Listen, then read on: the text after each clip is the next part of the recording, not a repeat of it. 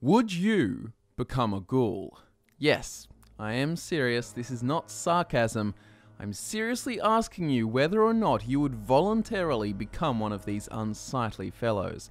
I mean, there are definitely some advantages. I mean, there would want to be if that's what you ended up looking like, but there are some attributes that they possess that may be very useful in the Fallout universe. What is up, ladies and gentlemen? My name is Scott from FudgeMuppet, and today I wanted to have a cool little hypothetical discussion all about being a ghoul and whether or not it is worth it. You see, we did a video about being a super mutant and whether or not that would be worthwhile or not, and you could check that video out if you want to see the consensus. But amongst the comments of that video, there were quite a few people asking the question I am answering today. Being a ghoul, is it worth it? I remember my first ever time playing a Fallout game. I would have been about 13 and Fallout 3 had recently been released. I picked it up, got through the tutorial and made my way to Megaton. I was instantly hooked. I love the post-apocalyptic aesthetic, being a big Mad Max fan and all. And I followed the main quest to a place called Moriarty's Saloon. When I arrived, I met my first ghoul, Gob, the bartender, banging on the radio trying to fix the signal. When I talked to him, he was surprised I didn't just spit in his face or hit him, and he called me a smooth skin. This first experience of a ghoul had me so interested, and they became some of my favorite NPCs. They're just so cool, but I don't know, if I would become one, would it be worthwhile in the irradiated wasteland? It might be a nice idea to lay out what a ghoul is and everything that could entail, so you know exactly what you're getting yourself into. Described as necrotic post-humans, ghouls are among the unfortunate, or fortunate, depending on your look at things, people who have undergone severe mutation and mutilation at the hands of intense and prolonged radiation exposure.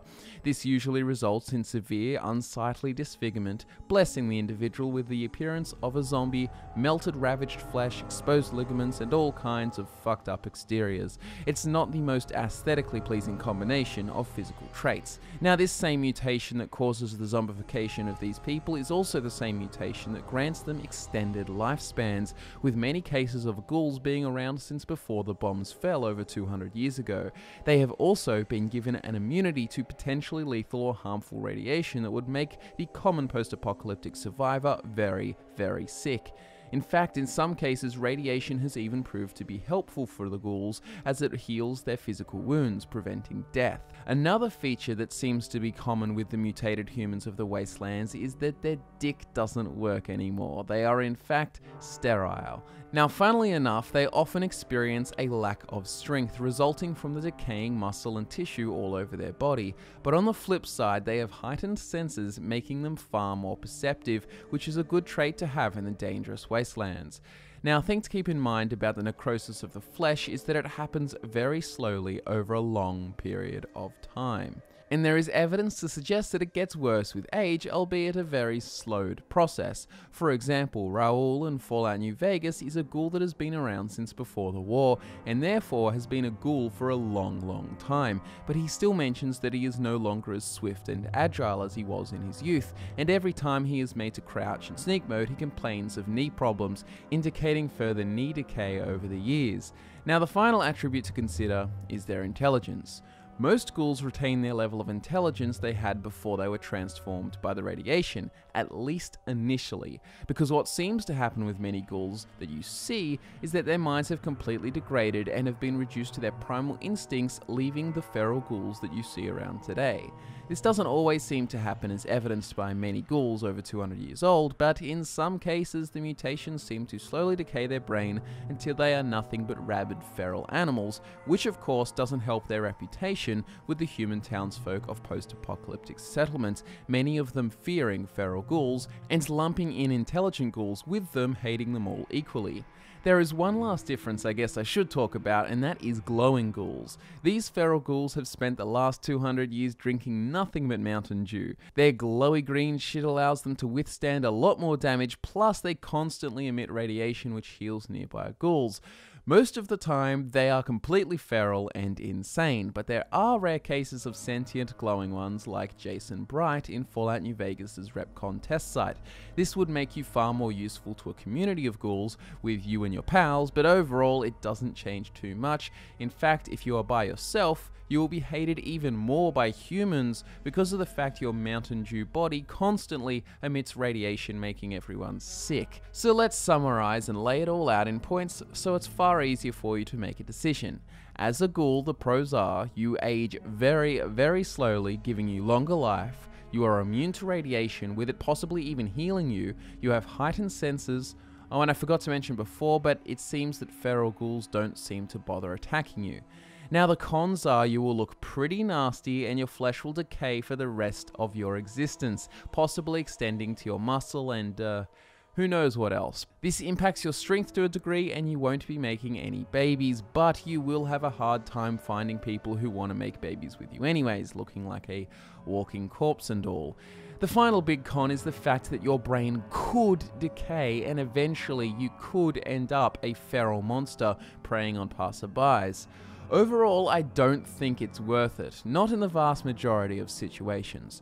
Compared to a human, you would have so many more social problems, denying you access to many resources, and it isn't like you're some kind of giant super mutant who can just take it or get it for yourself. Decaying like a zombie doesn't sound pleasant either, but if you actually consider their lifespan, it might not be so bad. For instance, in the harsh wasteland, a human could start degrading considerably in their 40s and likely be on death's edge at 70. Now instead of that, you could be decaying slowly and quite viscerally for over 200 years, so it's like twice the life, but you are quite physically capable for most of it, I imagine, until one day your knee gives out. You also have that immunity to radiation. Living in a place like the Capital Wasteland or other heavily bombed areas with lots of radiation, you could have a huge advantage, unlike the Mojave, where there is limited radiation anyway, so being a normal human would be pretty sweet. I mean, location does influence my decision a lot. Imagine a scenario where you're in a glowing sea-like area, or even half the radiation levels of the glowing sea. Being a ghoul is hands down better, because otherwise you'd be dead, but then again, you could always move and not be there. I think it comes down to, at least for me in this case, I'm here for a good time, not a long one. As a long-lived ghoul, hated and mistreated by many, living a lonely life, rarely accepted by those other than ghouls, it would seem rather shitty. I would rather a shorter life amongst a society of people that I could belong to. Living as a zombie outcast does not appeal. Unlike being a super mutant, you don't have the super strength, endurance, and other powerful traits to justify the disfigured transformation. I feel that ghouls, for the most part, just have the shitty end of the radiation stick. Then again, if a nuke dropped on my city today, I feel like I would rather be turned into a ghoul than just dying instantly. Kinda curiosity killed the cat sort of situation. I'd be too curious to see what the post-apocalyptic world would be like. So the answer to the initial question, do I think being a ghoul is worth it?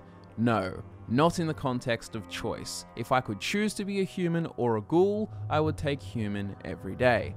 However, there is a far more interesting question to ask, like the scenario I just proposed myself.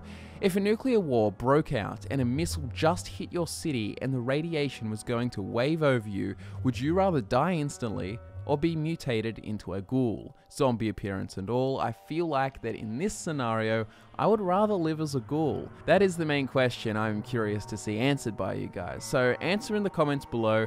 Would you become a ghoul in the Fallout universe if given the choice between human and ghoul? My answer for that was no. And to the second question, would you rather die or become a ghoul if a nuke hit your city?